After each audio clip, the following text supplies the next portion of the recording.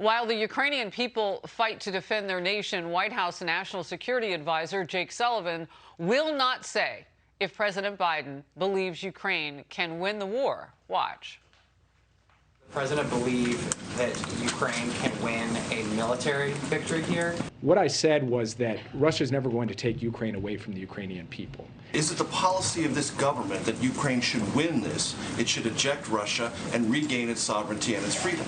We've said from the outset that we are unwavering in our commitment to Ukraine's sovereignty and territorial integrity. Within the internationally recognized borders of Ukraine, we remain committed to that as our proposition for this. Nikki Haley, former U.S. ambassador to the United Nations, is in focus now.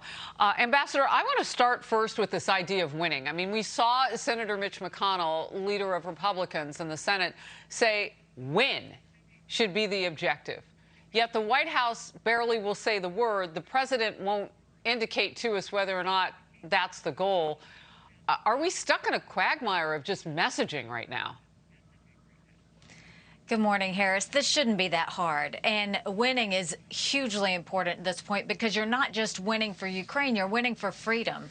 You're winning for sovereignty. And we have to do this and we have to commit. And this goes back to the fact that the Biden administration has been slow to react, slow to speak, slow to act.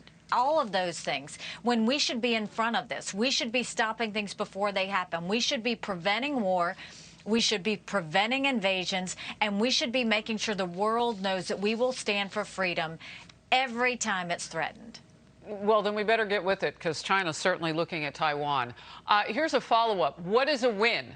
What does that look like?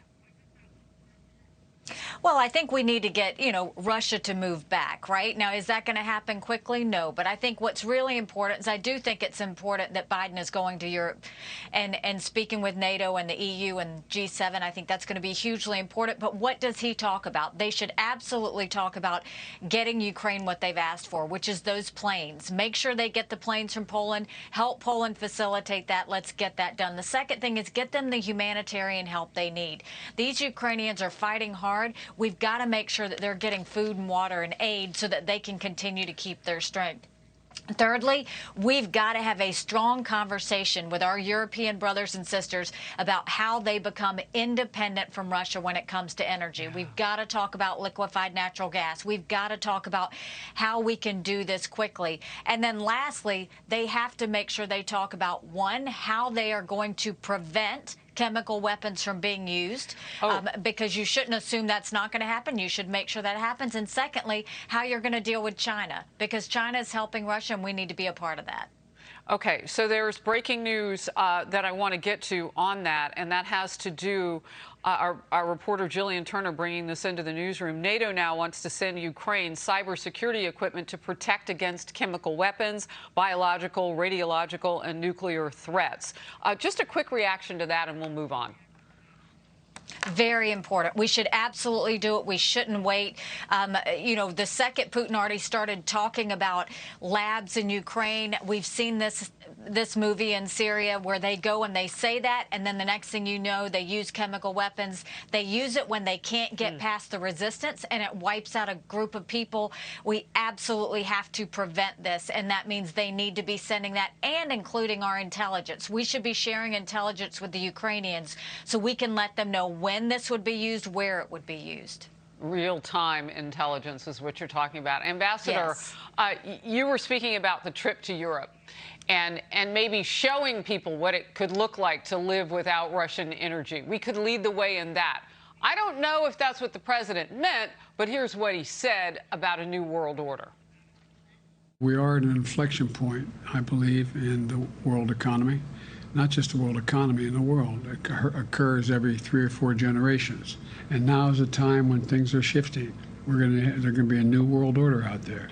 And we've got to lead it. And we've got to unite the rest of the free world in doing it. What is he talking about? I don't know what he's talking about, but I can tell you we do need to lead the world. We do need to lead the world to make sure that we are not, that none of our allies are dependent on enemies. And that includes Europe. They need to make sure that they're not dependent anymore. Germany needs to look at restarting those nuclear plants that they are just worked on shutting down. We need to look at exporting liquefied natural gas. And we need to make sure they're all energy independent. You know, Poland and Lithuania are now getting it from Australia. We need to look at every one of our allies and say, how do we help you get off of it? And then we need to double down. We need to double down on fracking. We need to double down on everything we need to do as a country to make sure that we're energy independent as well.